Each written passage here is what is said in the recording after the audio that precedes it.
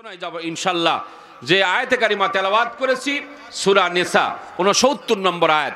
আমি যে আয়াতে কারিমা তেলাওয়াত করেছি সেটা 69 নম্বর আয়াত সূরাতুন নিসা। এই আয়াতে প্রারম্ভেই আল্লাহ রাব্বুল আলামিন আমাকে যদি কিছু কথা বলান আর আপনারা যদি আমার জন্য দোয়া করেন কথা বলা সম্ভব হবে। দোয়া করবেন একটু নাকি বলেন? দোয়া করবেন তো ইনশাআল্লাহ। এই আয়াতটি মদিনায় অবতীর্ণ হয়। বন্ধুগণ, এটা উহুদের যুদ্ধের বিষয় রয়েছে। উহুদের যুদ্ধের ৭০ জন সাহাবী শাহাদত বরণ করেন। তাদের সন্তান সন্ততি বিবি বাল বাচ্চার অবস্থা প্রেক্ষিতে এই সূরাটা অবতীর্ণ করা হয়েছিল। সম্মানিত বন্ধুগণ, আল্লাহ রাব্বুল আলামিন কুরআনুল কারীমের মধ্যে সূরা নিসা দান করেছেন। আল্লাহ তাআলা বলেন, আমি সরল অনুবাদ প্রথমে বলবো, তারপরে আলোচনায় যাব ইনশাআল্লাহ। আল্লাহ তাআলা বলেন, ওয়ামাইয়ুতিইল্লাহা ওয়ার রাসূলা ফাউলাইকা মাআল্লাযীনা আন'আমাল্লাহু আলাইহিম মিনান নাবিয়্যিন। আল্লাহ তাআলা বলছেন যে আর যারা আল্লাহ এবং রাসূলের আনুগত্য করবে পরকালে তারা সেসব লোকের সঙ্গী হবে। চিৎকার দিয়ে বলেন সুবহানাল্লাহ। যারা আল্লাহর আনুগত্য করবে, যারা রাসূলের আনুগত্য করবে, তারা কার সঙ্গে সাথী হবে? আল্লাহ রাব্বুল আলামিন বলেন তারা আমার নবীর সাথে সাথী হবে। সুবহানাল্লাহ বলেন। আল্লাহ রাসূলের সঙ্গী হবে তারা। তারা কারা হবে? আল্লাহ তাআলা বলছেন যাদের প্রতি আল্লাহ তাআলা অনুগ্রহ দান করেছেন। আল্লাহ বলেন, ফাউলাইকা মাআল্লাযীনা আন'আমাল্লাহু আলাইহিম মিনান নাবিয়্যিন। এক নম্বরে আমার আল্লাহ রাব্বুল আলামিন বললেন তারা হবেন আমার নবী। সুবহানাল্লাহ বলেন। নবী। দুই নাম্বার হলো সিদ্দিক ও সিদ্দিকিনা। দুই নাম্বার হলো সিদ্দিক। তিন নাম্বার হলো অশুহাদা। তিন নাম্বার হলো শহীদগণ। চার নাম্বার হলো আল্লাহ রাব্বুল আলামিন বলেন ওয়াসসালিহিন। চার নাম্বার হলো আমার নেককার বান্দাগণ। সুবহানাল্লাহ। চার প্রকার মানুষ। কয় প্রকার মানুষ বলেন? চার প্রকার মানুষকে আল্লাহ রাব্বুল আলামিন বিনা হিসাবে আল্লাহ তাআলা জান্নাত দান করবেন। তাদের কোনো হিসাব চলবে না। চার প্রকার মানুষকে আল্লাহ রাব্বুল আলামিন বিনা হিসাবে জান্নাত দান করবেন। এক প্রকার হলো নবী, দুই নম্বর হলো সিদ্দিক, তিন নম্বর হলো শুহাদা, চার নম্বর হলো সলেহিন। বলেন তো বাজান, নবী কি আর দুনিয়াতে আসবে? কথা বলেন। নবী আর দুনিয়াতে আসবে না। খাতামুন নবীর মাধ্যমে, আমাদের নবীর মাধ্যমে আল্লাহ রাব্বুল আলামিন নবীর সিলসিলা আল্লাহ তাআলা বন্ধ করে দিয়েছেন। নবী আসবে না, নবী হওয়া যাবে না। আল্লাহ রাব্বুল আলামিন নবীর মাধ্যমে, খাতামুন নবীর মাধ্যমে আল্লাহ নবী বলেন আনা খাতামুন নাবিয়্যিল্লা নাবিয়্যা বাদি। আমি হলাম শেষ নবী, আমার পরে আর কোনো নবী আসবে না। বন্ধুগণ, আল্লাহ নবী সাল্লাল্লাহু আলাইহি সাল্লাম সর্বশেষে দুনিয়ার বুকে এসেছেন। আল্লাহ রাব্বুল আলামিন বন্ধুকে ডাক দেয়া কবর থেকে সর্বপ্রথম উত্তোলন করবেন। উত্তোলন করার পরে আল্লাহ তাআলা বন্ধুকে ডাক দেয়া বলবেন, বন্ধু আপনি জান্নাতের দরজা খোলেন। আল্লাহ রাব্বুল আলামিন যখন এই কথা বলবেন জান্নাতের দরজা খোলা হবে। জান্নাতের মধ্যে আমার আল্লাহর নবীকে বলা হবে আপনি প্রবেশ করেন। আল্লাহর নবী বলবেন আমি এতিম, আমার উম্মতকে রেখে আমি আল্লাহর জান্নাতে প্রবেশ করব না। এতিম উম্মতের কথা নবী ভুলেন নাই। আল্লাহু আকবার বলেন। এই জন্য আমার বন্ধুগণ, আল্লাহ নবী সাল্লাল্লাহু আলাইহি ওয়াসাল্লাম উম্মতের কথা দুনিয়াতে ভুলেন নাই। যেখানে সাহিত্য আছে আখিরাতের ময়দানে, হাসরের ময়দানে নবী কোনো জায়গায় তার উম্মতের কথা ভুলবেন না। যখন আল্লাহ নবী মেরাজে গিয়েছিলেন সেই জায়গাতেও আল্লাহ নবী তার উম্মতের কথা ভুলে যান নাই। কথা বলেন ঠিক কিনা? আমার সম্মানিত বন্ধুগণ, এই জন্য এক নম্বর হলো নবী। নবীদের বৈশিষ্ট্য চারটা। কয়টা? আরো জোরে বলেন। চারটা নবীদের বৈশিষ্ট্য। সমস্ত নবীদের 4টা গুণ ছিল। 1 নাম্বার গুণ হলো বিশ্বাসযোগ্যতা। চিৎকার দিয়ে বলেন আল্লাহু আকবার। 4টা গুণ দিয়ে আল্লাহ রাব্বুল আলামিন নবীদেরকে প্রেরণ করেছেন। 1 নম্বর হলো বিশ্বাসযোগ্যতা, 2 নাম্বার হলো সত্যবাদিতা, সুবহানাল্লাহ, সত্যবাদিতা। 3 নাম্বার হলো আল্লাহ রাব্বুল আলামিন সত্যবাদিতা 3 নাম্বার দিয়েছেন। 3 নাম্বার দিয়েছেন বিনয়। 4 নাম্বার দিয়েছেন হালাল রুজি উপার্জন। সম্মানিত বন্ধুগণ, যত ইবাদত আছে ইবাদতের প্রারম্ভে হালাল রুজি যদি না থাকে আল্লাহর কাছে ওই ইবাদত গ্রহণযোগ্য হবে না। কথা বলেন ঠিক কি না? বলেন তো, নবীরা কোনো সময় কোনো মানুষের মাল আত্মসাৎ করেছে? কথা বলেন না কেন? করেছে? কোনো নবী করেছে? কোনো নবী করেন নাই। আল্লাহ রাব্বুল আলামিন বলেন 4টা গুণ দিয়া পৃথিবীতে যত নবী রাসূল আমি প্রেরণ করেছি সমস্ত নবীদের গুণ ছিল 4টা। আল্লাহু আকবার বলেন। সম্মানিত বন্ধুগণ, কথা সংক্ষিপ্তভাবে বলতে হবে কারণ সময় কম, এই জন্য দ্রুত গতিতে বলতে যাচ্ছি। আল্লাহ রাব্বুল আলামিনের নবীদের নবী হওয়া যাবে না, নবী সাজা যাবে না। 2 নম্বরে আল্লাহ রাব্বুল আলামিন বলেন সিদ্দিকিন, সিদ্দিক সত্যবাদী, সত্যবাদী হওয়া যাবে। সিদ্দিক ছিলেন হযরতে সিদ্দিকে আকবর রাদিয়াল্লাহু তাআলা আনহু, সুবহানাল্লাহ। বলেন নাই আল্লাহর নবীর কথা? আমার আপনজনেরা, হযরত আবু বকর সিদ্দিক রাদিয়াল্লাহু তাআলা অনেক ঘটনা আসছে, অনেক ঘটনা আসছে। সবচাইতে গুরুত্বপূর্ণ যে ঘটনা হিজরতের ঘটনা ছিল। আল্লাহর নবী একদিন বলেছিলেন আবু বকর হয়তোবা মক্কা থেকে মদিনায় হিজরত করতে হতে পারে। সেই দিন থেকে হযরত আবু বকর আর বিছানায় পিঠ লাগাই নাই, এত আল্লাহর নবীকে মহব্বত করেছেন। কথা বলেন ঠিক কিনা?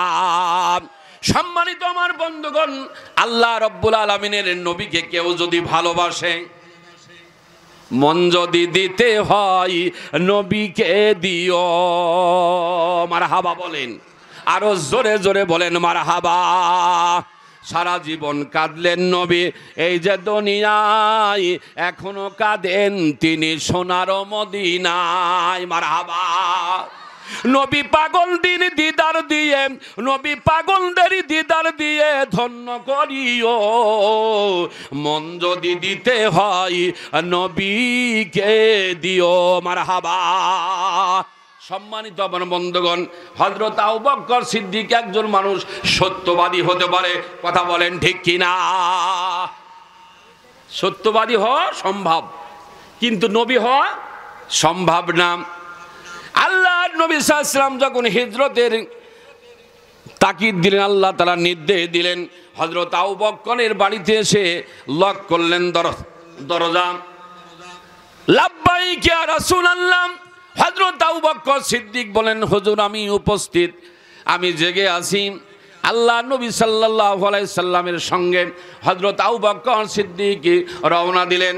আল্লাহ নবী জিজ্ঞাসা করলেন, আবু বকর আমি এক ডাক দিলাম, দেওয়ার প্রারম্ভেই তুমি লাব্বাইক বললেন।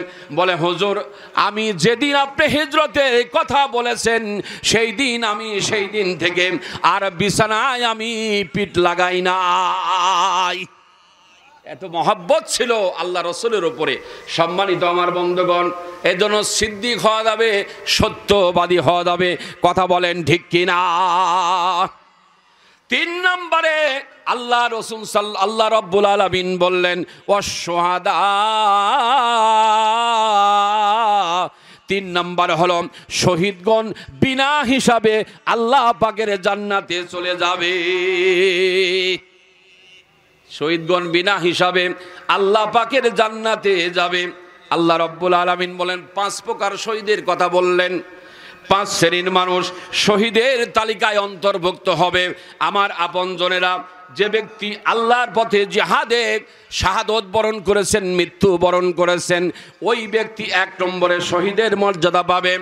2 নম্বরে যে ব্যক্তি আল্লাহর পথে জিহাদে গিয়ে স্বাভাবিক অবস্থায় মৃত্যু বরণ করেছেন, সেও শাহাদতের মর্যাদা পাবে।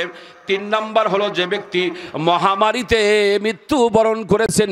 আমার আপনজনেরা, কিছুদিন আগে আমাদের দেশ থেকে করোনা বিদায় নিয়ে গেছে। করোনার মাধ্যমে মহামারীতে ডায়রিয়াতে আক্রান্ত হয়ে আল্লাহর কোনো বান্দা যদি মৃত্যুবরণ করে সে ব্যক্তি শাহাদতের মর্যাদা পাবে।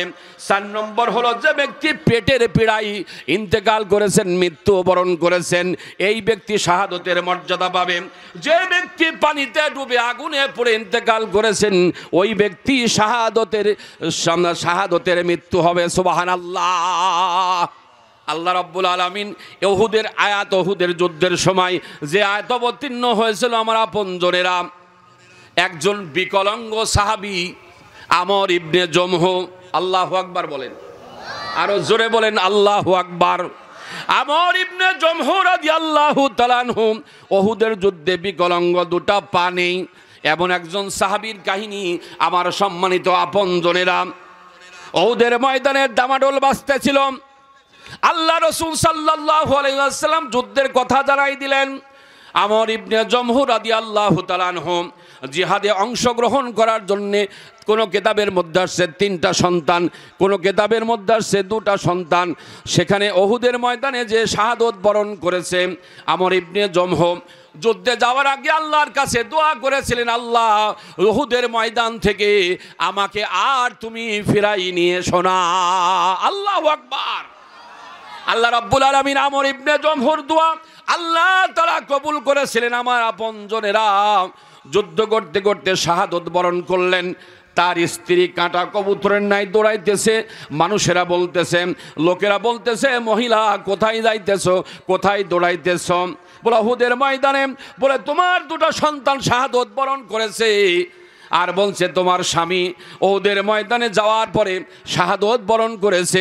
মহিলা ডাক দিয়ে বলে, আমার সন্তানের কথা বলো না, আমার স্বামীর কথা বলো না, তোমরা বলো আমার নবী কেমন আছে। সুবহানাল্লাহ। কেমন ভালোবাসা ছিল, কেমন রাসূল প্রেমিক ছিল।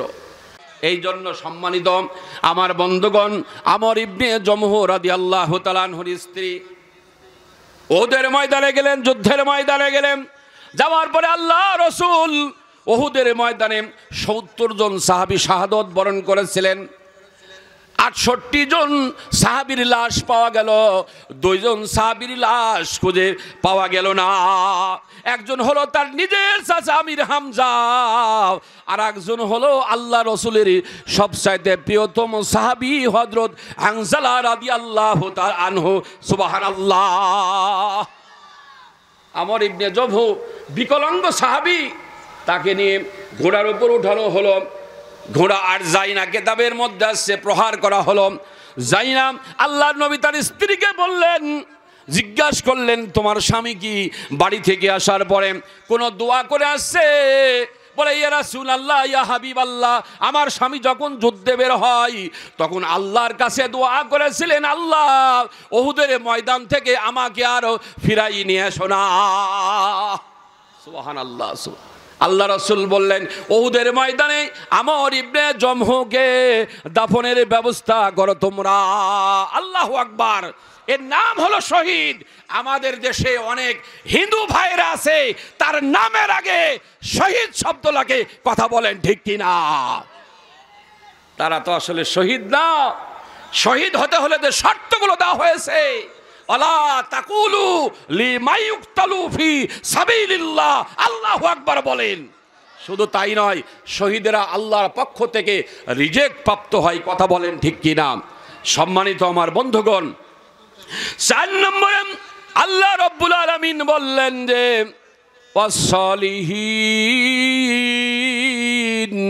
সলিহীন ব্যক্তিরা বিনা হিসাবে আল্লাহ পাকের জান্নাতে চলে যাবে। একজন সলিহীন ব্যক্তি, সলিহীন নেককার ব্যক্তি, তার কোনো হিসাব লাগবে না।